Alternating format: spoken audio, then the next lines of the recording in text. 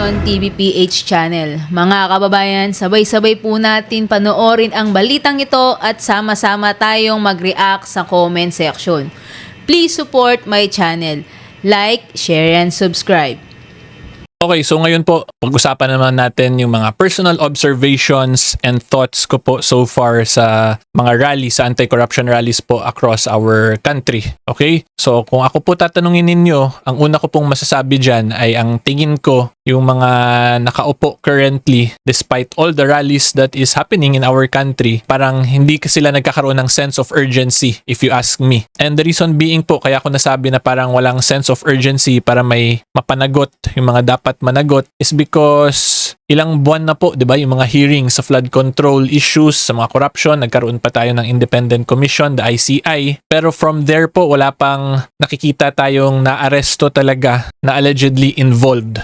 Diba? And the reason po why I'm emphasizing that is because ito po yung number one example ko. Okay? So yung point ko dito sa post na to is that kung gugustuhin talaga, pwede naman gawan ng paraan. Diba? Kasi kung makikita nyo dito, ito si Congressman Leandro Leviste, kahapon lang 6:29 AM, may pinangalanan siyang mga newly appointed undersecretary sa DPWH, Yusek Perez, over alleged link to contractor. So yan po yung sa interview ni Congressman Leviste, and then sa hapon lang din of the same day, October 17, announced that DPWH Yusek Ari Perez tendered his revocable resignation. 'Di ba? So ang point ko dito, this all happened in one day, 'di ba? So kung gugustuhin, kaya naman sana. And another example pa din po na gusto ko lang din i-share dito sa inyo is yan, ito rin po, 'di ba? So this all happened in a very short amount of time. October 3 lang to nag-post si Mike Romero. Ito po yung tungkol dun sa joke niya yung sa Bugo City Hall nung sa earthquake. And then by October 9, the vlogger was arrested right away, 'di ba? So imagine, in a span of 6 days, he was arrested. So hindi ko sure kung ano yung pinang-arrest dito na basis ng NBI. It's probably under warrantless arrest. But yung next question nga po dito, kung ako lang tatanungin, this can be questioned whether or not there is still a reasonable time na papasok siya under dun sa warrantless arrest provisions considering 6 days that lapsed. But anyway, NBI was able to do it, 'di ba? Despite that, na-aresto nila yung vlogger after 6 days. So bakit po dito sa flood control natin, despite the billions involved, ay wala pang na-aresto? 'Di ba? So yan lang yung mga thoughts na naisip ko randomly. Okay? So again, this is my free speech as protected by Section 4, Article 3 of the Bill of Rights. So anyway po, yan lang yung personal thoughts ko, kaya ako nasabing parang walang sense of urgency pa rin in relation to the flood control issue kasi despite all the rallies, wala pa tayong nakikitang big fish kung tawagin nila na naging accountable. Okay? And ang reason po niyan, kaya tingin ko ganyan, is because nakikita rin nila na wala namang unity yung Filipino people. Diba? Kanya-kanya pong political agenda. Depende na lang kung saang political party or political spectrum kayo nag-a-align. Okay? So anyway po, ngayon naman may open letter lang ako to my fellow taong bayan from the different political parties or political spectrum po dito sa bansa natin. So unahin ko po muna yung mga thoughts and observation ko sa actions po ng mga liberals, ng mga makabayan, and the pink. Okay?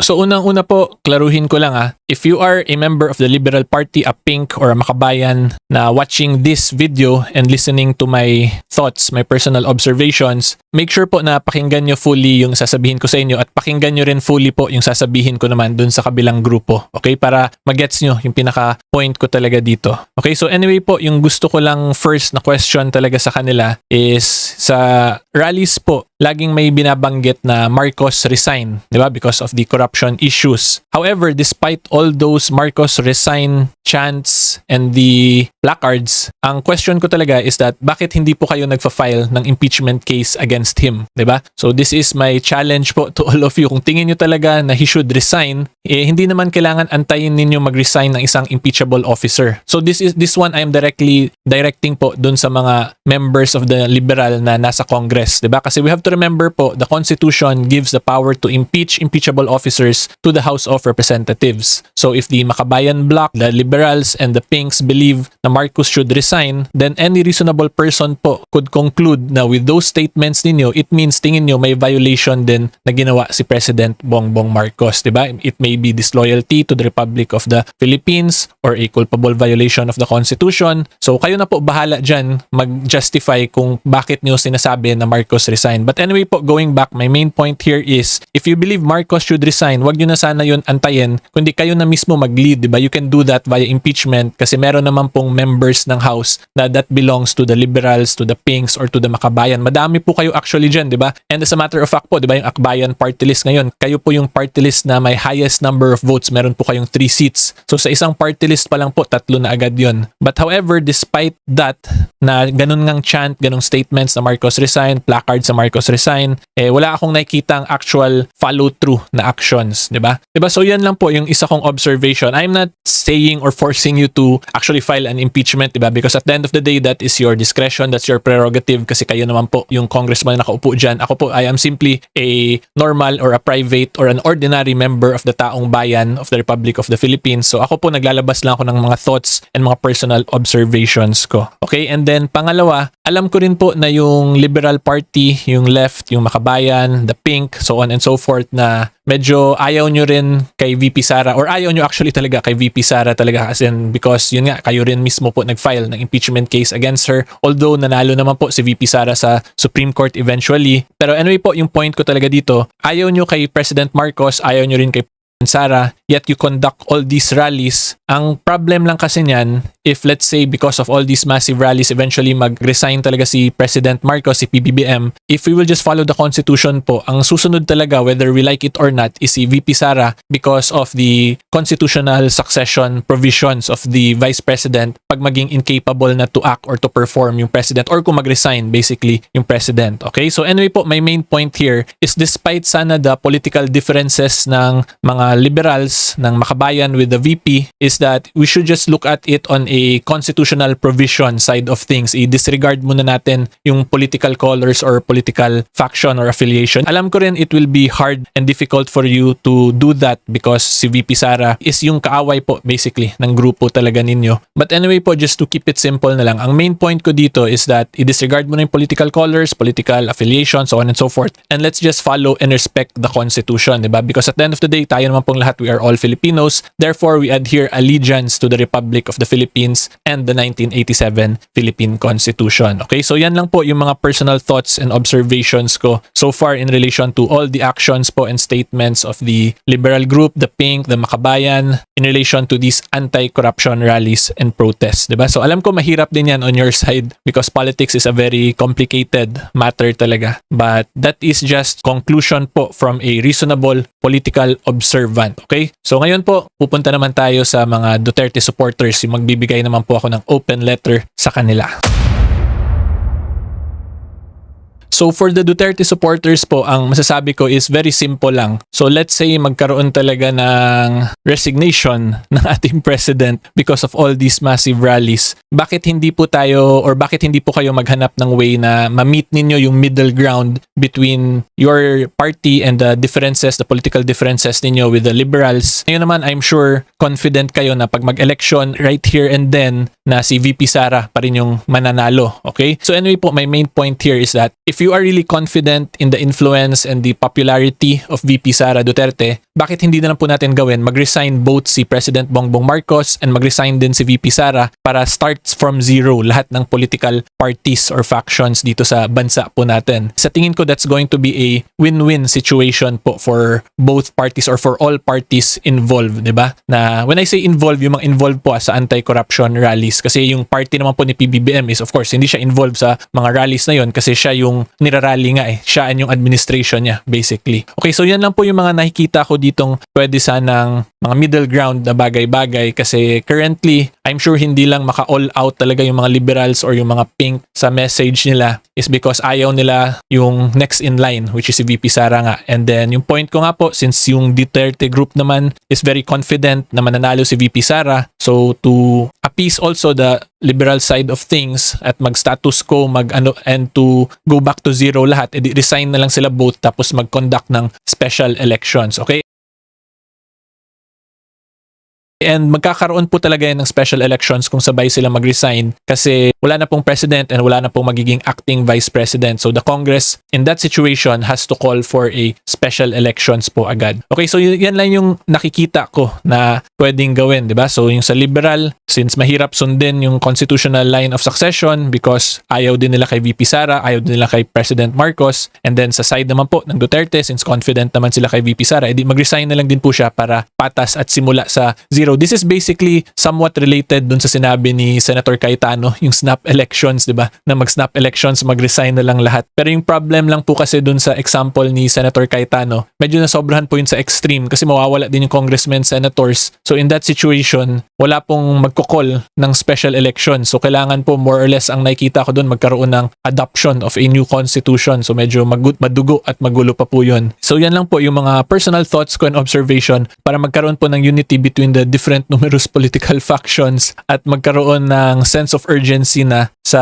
leadership or sa admin ngayon kasi nakikita nila na the people are very serious in exercising their their fundamentally protected constitutional rights in relation to the people power. Okay, so yan. Again, ulitin ko lang po I am not inciting anyone to sedition or rebellion here. Kung dahil dito sa mga videos na pinagagawa ko ngayon biglang gusto nyo mag-rally, make sure po if you do participate in the rallies, you do it within the bounds of the guidelines po or the constitutional provisions natin, which is number 1, you must do it in a peaceful manner via pagpetition po ninyo ng mga hinanakit ninyo sa administration. Okay? So wala pong dapat bearing of arms, walang force, walang violence, walang intimidation. Yung mga sa Mendiola nung September 21, wag po ninyo gawin yun because that is a good example po of a possible rebellion or seditious case. Okay? So papag-usapan po natin yung tungkol sa mga 2025 Philippine anti-corruption protests. Okay? Or to be more specific po, I will be discussing kung ano ba talaga yung quote-unquote people power, kung whether or not legal ba talaga yan siya, is it allowed by our constitution, and magbibigay lang din ako ng mga personal observations ko lang din po sa mga nangyayaring 2025 Philippine anti-corruption protests so far. Okay? So hindi ko po inakalang meron na pala tong Wikipedia page itong mga rallies na to. So for tonight's videos po pala, I will be splitting it into 2 videos kasi masyado pong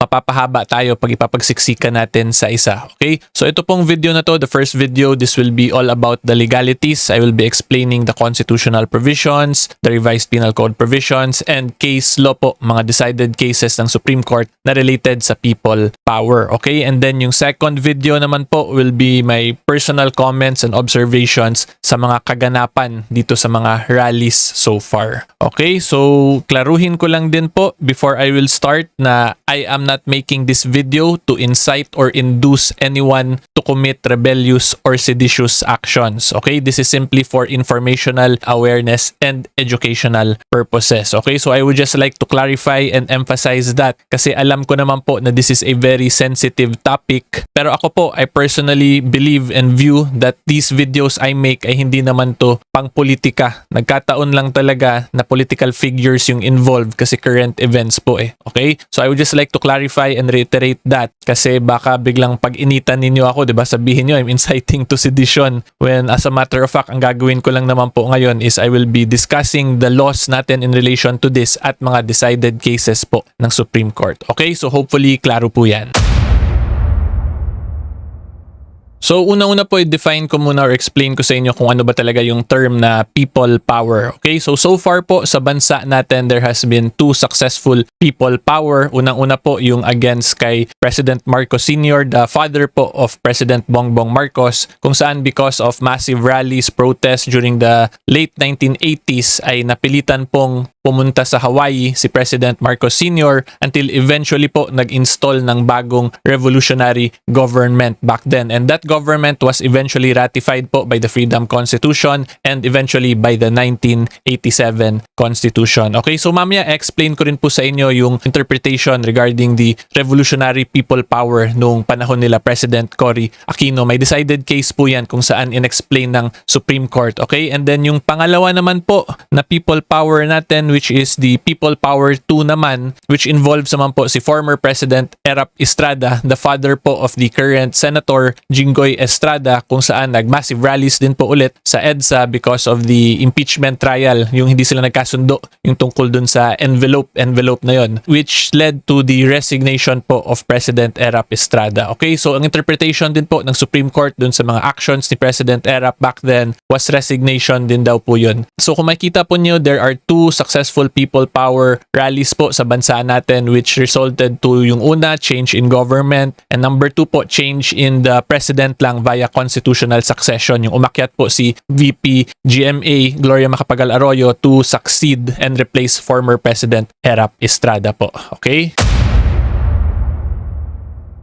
And then, brief discussion lang din po tayo so far sa mga naganap na Philippine anti-corruption protests in the year 2025 kasi baka po hindi kayo updated or hindi nyo na talaga alam yung nangyari. So basically po, this started nung September 21. Yun po yung massive rally all across. Unang-una sa Luneta Park and then sa hapon nun, it was nasa EDSA Shrine naman po yung nangyari. And then meron din po sa Liwasang Bonifacio. At ito rin yung nagkagulo na medyo nagkagulo po sa Mendiola after ng mga Luneta Park rallies. Personally po, I attended the Luneta rally in the morning back then, and in the afternoon po, I also attended the EDSA Shrine rallies naman po. So meron akong vlog actually for that. So just search for it na po sa playlist if you want to see kung ano yung pinagagawa ko dun sa rally. Until yung pinaka-latest po niyan ngayon was last October 17 lang. Yan, October 17, National Day of Action. Ito which was led by mga students po to, kahapon lang po to. And prior to this October 17 was yung October 12-13 naman na rally na pinangunahan ni Kiko Barsaga, si Congress Miao. Okay, so yan po yung mga developments so far. And aside from the October 17 and October 12 rallies, meron pang mga scheduled rallies on October 21, I believe is the next schedule. And hindi ko na alam kung meron pa bang next after nyan. But so far, yan po yung mga major rallies na nangyari for the year 2025 in relation to the anti-corruption messages po. Okay, so hopefully klaro po yan. And now naman po, pag-usapan naman natin yung sa Constitution para maintindihan nyo talaga. So of course, our basis is the Constitution of the Republic of the Philippines, which is the 1987 Constitution. And then yung pinakauna po na titingnan natin dito is nasa Article 2, Section 1. The Philippines is a democratic and republic state. Sovereignty resides in the people and all government authority emanates from them. Diba? So from this provision, itong second sentence po, may kita natin na powerful talaga tayong taong bayan, the people of the Republic of the Philippines, because sovereignty and all government authority emanates from us, di ba? Kung sa Tagalog pa, sa atin po nanggagaling ang kapangyarihan ng bansa natin at yung authority ng gobyerno natin para umandar sila. In simpler terms po, kung wala po tayo, the taong bayan, wala din po yung bansa natin at yung authority ng mga government officials natin to function and perform their job as the public officers po or public servants natin. Okay, so again, Section 1, Article 2 of the 1987 Constitution is the most important provision regarding this because sovereignty resides in the people and all government authority emanates from them. So sa pinaka-simple terms po, ang taong bayan po talaga ang boss ng government at ng bansa natin. Okay? And then next po dyan, we will go then sa Article 3 naman po, Bill of Rights, specifically sa Section 4. So this one is yung sa freedom of speech natin, free speech, freedom of expression, to peaceful assembly, and petition the government for redress of grievances. So Section 4, no law shall be passed abridging the freedom of speech, of expression, or of the press, or of the right of the people peaceably to assemble and petition the government for redress of grievances. Okay? So yung free speech po sa mga rally na to, ito yung pag nagko-conduct tayo ng mga political speeches kung saan may mga sinasabi tayo na mag-resign na si ganito-ganitong government officer, and then we are trying to influence people na maniwala sa mga advocacy na ganun, na anti-corruption advocacy, because that is free speech po, that is a political speech, and political speech po is a protected type of speech provided hindi siya papasok naman sa rebellion rebellion or sedition. Later naman po, explain ko rin sa inyo yung sa sedition, sa revised penal code side naman. Okay, so yan po yun. Again, ulitin ko, pag nagsispeech ka po, nagsabi ka na because of the massive corruption dito sa bansa natin, dapat maging accountable yung mga officers na yan, dapat mag-resign si ganyan-ganyan. Yan, that will fall under free speech natin. Okay, and yung freedom of expression naman po, ito yung paghawak natin ng mga placards kung saan may mga message, or yung mga iba naman nagsusuot ng mga armbands, di ba? Yung dun sa trillion peso march, ang gusto nila mga white armbands naman daw yung ilagay sa, I believe, sa vehicles nila and maybe in their person also. So that's freedom of expression naman. Okay, and of the press, of course, ito yung press na mabigyan ng information para ma-disseminate sa public. Hindi pwede i-prohibit yon. In other words po, dapat hindi magkaroon ng press blackout or information blackout. Okay, and then yung last po, right of the people peaceably to assemble and petition. Ito na mismo yung pagrarally natin sa mga specific venues kasi we want to petition the government. When you say petition, may gusto tayong i-grant ng government. Doon po papasok ngayon yung para mag-petition tayo na maging accountable yung mga certain government officials natin or mag-resign si ganito and ganyan, so on and so forth. Okay, so yan po yung next na important dito. Section 4 of Article 3 of the Bill of Rights, which touches on the freedom of speech natin, of expression, and the right of the people peaceably to assemble and petition the government for redress of grievances. Okay, so before we go on to the next topic po, ang emphasize ko lang dito or ang gusto ko i-take note nyo po talaga, my fellow taong bayan, is this one. The right of the people peaceably to assemble. Okay, with further emphasis sa peaceably. So dapat po peaceful tayo, mapayapa. Hindi yung basta-basta lang nanggugulo, nagsusunog ng mga kung ano-ano or nagkukos ng mayhem or anarchy. Okay? And then next naman po, we will now be discussing mga case law, mga jurisprudence po, which defined or explained yung mga EDSA 1 and 2. So this is the case of Estrada versus Desierto, GR number 14610-15, March 2, 2001. And to be specific po, dito tayo lang sa first issue. Yung issue dito is whether or not the case at bar involves a political question. Wala tayong masyadong pakialam sa issue na to. Gusto lang natin yung legal principle na na-touch on dito, kung saan in-explain yung distinction between the EDSA People Power 1 and 2. Okay? Ito po yan na paragraph. So kung makita po ninyo, the legal distinction between EDSA 1, EDSA 2 is clear. EDSA 1 involves the exercise of the people power of revolution which overthrew the whole government. So kung makita po nyo, in-emphasize talaga people power of revolution. Nagkaroon po ng revolution. And then EDSA 2 naman is an exercise of people power of freedom of speech and freedom of assembly to petition the government for redress of grievances which only affected the office of the president. Tapos ang next, sabi ng Supreme Court po, EDSA 1 is extra-constitutional. Okay? So when you say extra-constitutional, labas po sa Constitution yung nangyari ng EDSA 1. Kasi ang nangyari, people power of revolution. Diba? But anyway po, going back, EDSA 1 is extra-constitutional and the legitimacy of the new government that resulted from it cannot be the subject of judicial review. But EDSA 2 is intra-constitutional and the resignation of the sitting president that it caused and the succession of the vice president as president are subject to judicial review. So EDSA 1 presented a political question. So political question daw po yung EDSA 1 kasi extra-constitutional siya. Labas po siya sa constitution back then. But EDSA 2 involves legal question. But anyway po, ang main point ko dito is that bakit naging legal itong current government natin kung considered pala na extra-constitutional yung EDSA 1. Diba? Kasi ito pong current government natin, this was installed via a people power revolution nga. Diba yung mga revolution, that means nagkaroon ng rebellion or sedition ba, which overthrew the whole government. So ngayon, bakit naging legitimate to, itong government natin despite this na people power of revolution? And the answer to that po is nandito yan sa previous paragraph. Okay? And ang sinabi lang po ng Supreme Court dyan, in the case of Lawyers League for a Better Philippines and or so on and so forth et al., in the cited cases, we held that the government of former President Aquino was the result of a successful revolution by the sovereign people, albeit a peaceful one. No less than the Freedom Constitution declared that the Aquino government was installed through a direct exercise of the power of the Filipino people in defiance of the provisions of the 1973 Constitution as amended. Okay? So in simpler terms po, naging valid itong government natin kasi niratify po ng taong bayan by the subsequent constitutions after nung People Power Revolution, which is yung una niyan, yung Freedom Constitution until eventually yung 1987 Constitution natin, 'di ba? So in other words, kahit na po extra constitutional yung pag-install nitong current government natin, since the people eventually ratified it via a new constitution, edi naging valid po itong government natin. Okay? And the reason being po is because of Section 1, Article 2, 'di ba? Yung sovereignty resides in the people and all government authority emanates from them. So because ni-ratify na nga ng tao, therefore valid na itong current government natin. Okay? So yan po yung difference. EDSA 1 was outside the constitution, hindi siya supposedly legal, but nevertheless, since it was ratified, naging valid po itong current government natin. Tapos yung sa EDSA 2 naman, it is a intra-constitutional, meaning legal po siya, completely legal and pasok sa constitution natin because ang nangyari doon was yung sa Section 4, Article 3, yung to petition grievances via peaceful assembly. Okay? So yan po yung difference ng dalawang successful people power dito sa bansa natin.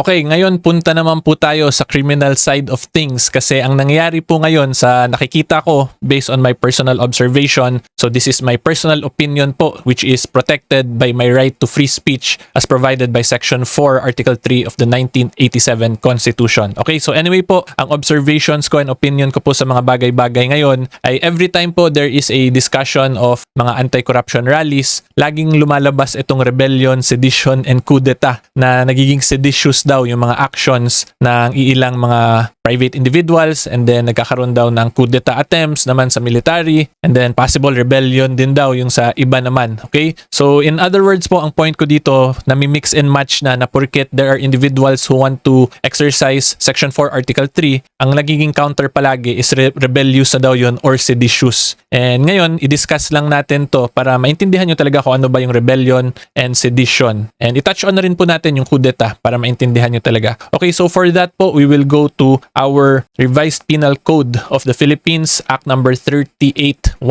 December 8, 1930. So sobrang tanda na po nitong batas natin. And then we will just go to the rebellion and sedition, yung mga crimes against public order. Okay? So unang-una po, titingnan muna natin yung Article 134, rebellion. So from here, makita po ninyo ang elements of the crime of rebellion. Rebellion or insurrection, how committed? It states here that the crime of rebellion or insurrection is committed by rising publicly and taking arms. Okay? So when you rise publicly, yung public po, nag-rise bigla, nagkagulo, tapos nag-take up arms sila. Ibig sabihin, meron po silang weapons or armas against the government for the purpose of removing from the allegiance. Okay? So yung point po ninyo, gusto ninyo tanggalin yung gobyerno ng Pilipinas or palitan or tanggalin po yung pagiging loyal or allegiance nyo to the Republic of the Philippines. So yung keywords po natin dito is rising publicly and taking arms. Okay? So ngayon po, punta naman po tayo sa Article 139, sedition, how committed. So we discussed this, diba?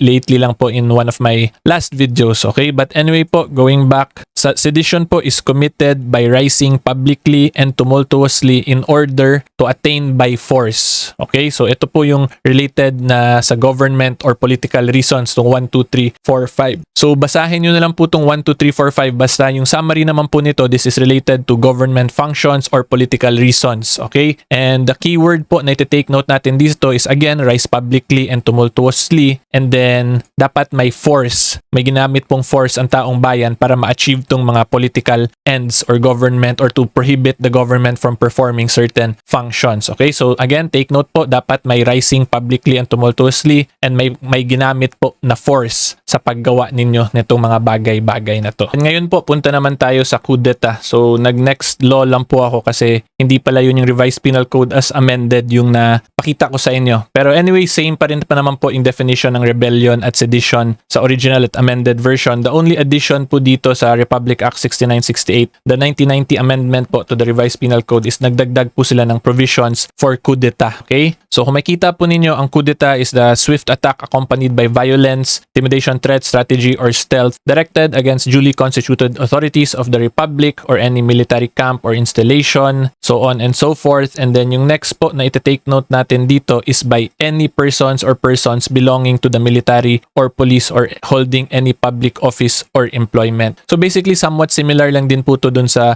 rebellion and sedition, pero ang gumawa po para mag-constitute siya as coup d'etat is dapat yung gumawa is someone belonging to the military, police, or holding any public office or employment. And kung mapapansin po ninyo, yung pinaka-common denominator dito sa coup d'etat, rebellion or insurrection, tapos sa sedition is dapat may violence, force, or intimidation. Okay? Yan po yung mga common denominators dyan. So ngayon po, i-explain ko naman sa inyo kung paano natin mababalance yung mga constitutional rights natin in relation to this revised penal code provisions. Okay?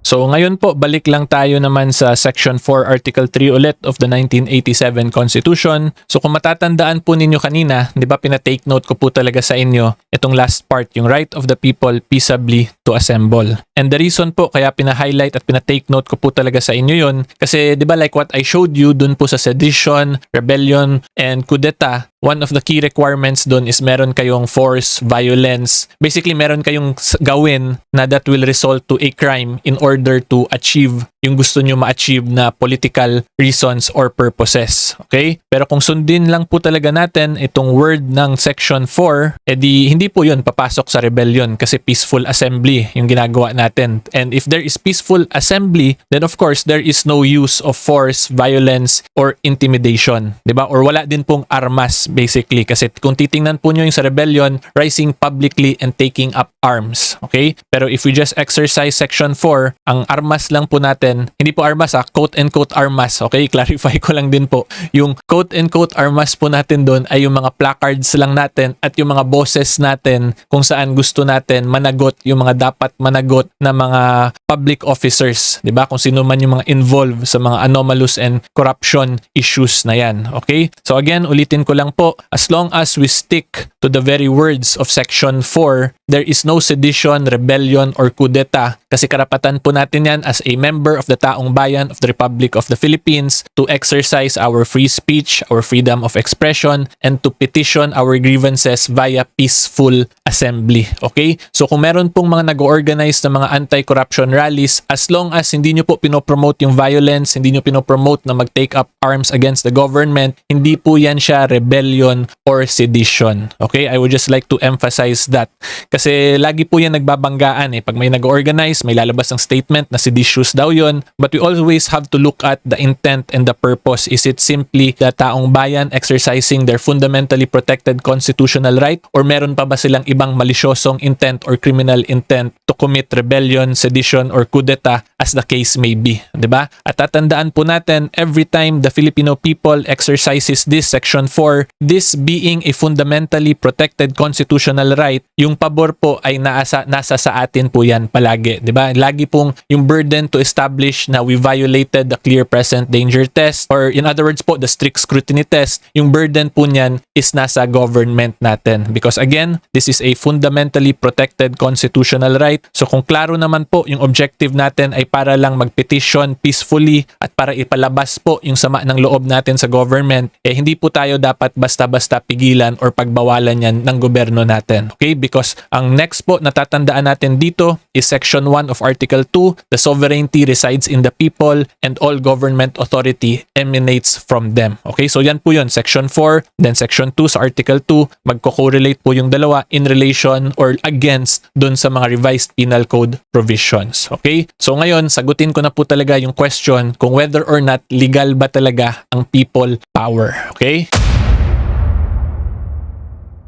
So kung nakinig po kayo ng maayos dito sa lahat ng pinagdidiscuss ko, ang sagot po dyan is yes, legal po yung people power because nasa constitution po natin yan mismo, di ba? And as a matter of fact, dun sa Estrada versus Desierto case, in-explain na rin ng Supreme Court na intra-constitutional po if we exercise Section 4, Article 3, which resulted to a people power. Okay? So again, ulitin ko po, legal ang people power as long as we stick to the words of the Constitution and the guidelines po of the Constitution. If we do it po via a peaceful manner kung saan gusto gusto natin managot yung mga dapat managot or maging accountable yung mga dapat maging accountable, that is within our rights po as the people of the Republic of the Philippines. Okay? Hindi po porket we are organizing these events na gusto natin managot si ganyan, mag-resign si ganyan, is ibig sabihin seditious na yon. Hindi po yun ganun. Kasi tatandaan po natin, in sedition, it requires that there must be force used. Kung dinadaan lang po natin via peaceful assembly, via maayos na petition, hindi po yan siya sedition. Okay? At pangalawa, hindi rin po yan siya rebellion kung hindi naman po tayo nagte-take up ng arms. Kung wala po tayong armas at hindi tayo nagkukos ng anarchy or chaos sa bansa natin. Okay? Yan po, again, ulitin ko lang, as long as we stick to the words and the guidelines of the Constitution, we do not cause anarchy or chaos, or we commit any crimes while doing or exercising our rights, then the people power po na magagawa natin ay legal po yan. Okay? That has already been decided by the Supreme Court as an intra-constitutional people power.